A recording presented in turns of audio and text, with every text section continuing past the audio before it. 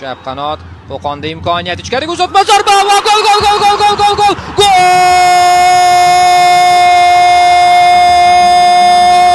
Muhammad Anas Hassanov! Voy qanday go'zal!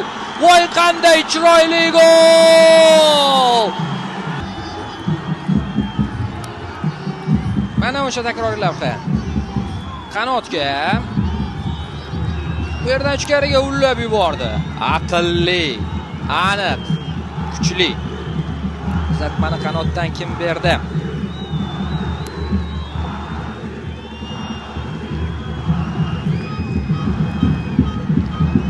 Gol juda chiroyli. To'g'ri gol bo'lishi mumkin. Men hozir bo'layotgan uchrashuvlardagi gollarni ko'rmadim. Keyin yana uchrashuvlar bo'lib o'tadi. Demak, uzatmani ko'rinishidan